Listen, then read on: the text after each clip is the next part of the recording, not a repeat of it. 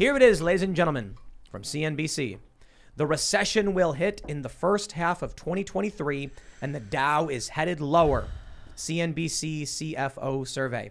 So they asked 22 CFOs, C-suite level dudes from I think they're Fortune 500 companies. And they all basically said, oh, we're doomed. And they blamed the Fed. That was one of the interesting things. That they said the Federal Reserve is a huge risk factor for us. So it's going to get bad. We also have inflation. Bidenflation, says the post-millennial, inflation hits 41-year high as gas and food prices soar. That's right. You know it. I don't need to tell it to you. Gas prices have hit a $5 national average after a rapid rise. So here's what we're seeing. August, food shortages. Gas prices are going to be through the roof. I think they're saying it's going to be $6 to $7 nationwide. So California will be over $10, that's for sure. And diesel shortages is one of the things that I'm seeing across the board. When that happens, everything else is going to go up. It's going to get way worse. And then here's the best part. The fall harvest is going to be depleted because we had no fertilizer in the springtime because of the war with Russia and Ukraine. So we're going to be screwed. I'll just say all of that stuff in and of itself, right? It's falling apart. The world is.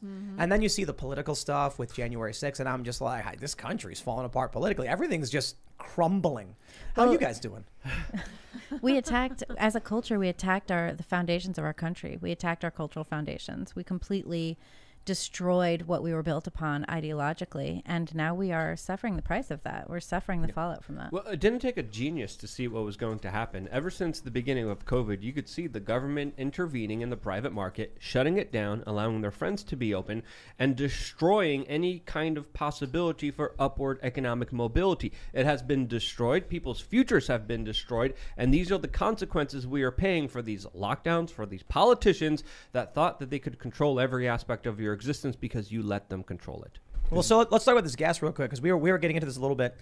I was driving my Tesla today. Oh. And I was so confused why everybody looked so angry at the gas station. And I just shook my head and was like, silly people, just get an electric car. It's only 60 grand. Did you wave at them as you were driving by them? I honked and I yelled at him. Good. And I Very said, you need to buy electric cars. And the guy yelled back, I can't afford an electric car. I was like, that's an excuse. You can afford $100 for a gallon of gas. You can afford an electric car. Gosh. Yep. Yeah, and with inflation, $60,000, it's going to be, the same thing. That's what it'll cost to fill up your car. Well, actually, check this out. I really think that's what they want. So fracking, for instance, used to be, it was not profitable because the cost of fracking was higher than the amount of energy you'd get out from it. Once fuel started reaching a certain level, all of a sudden it was like, okay, now fracking makes sense. This is what's going to happen. If you're already spending $100 to fill up your car's gas tank, you're going to be like, well, what's $300 for a loan on an electric car?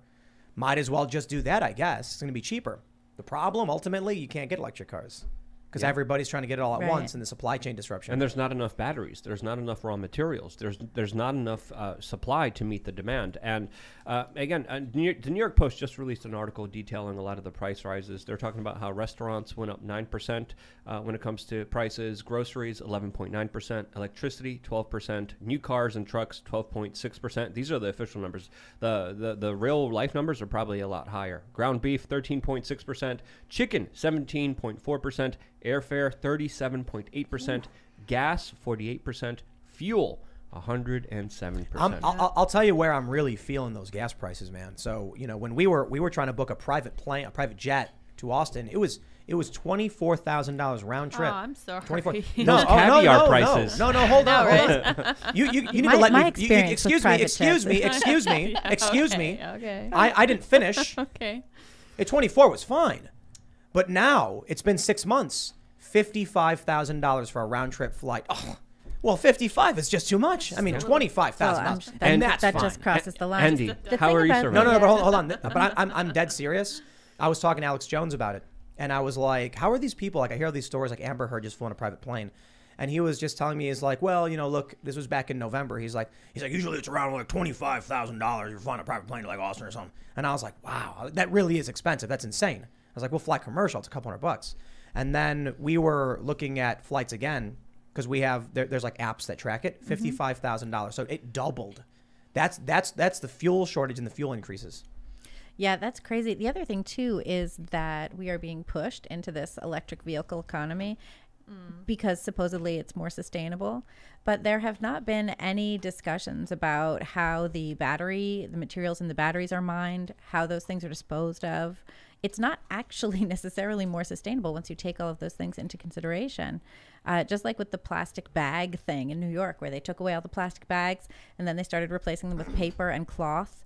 That's not actually more sustainable. It costs more to transmit those things. To transport those things costs more to make them, all of this stuff. And this is what they want. They want to destroy us. And as many times as Biden keeps saying, every time he says that they want to remake the economy from the bottom up and the middle out, it's just a complete and total lie. They want to remake the economy from the top down by forcing us all to conform to whatever bizarre ideas that they have that aren't actually doing the thing they think it is doing.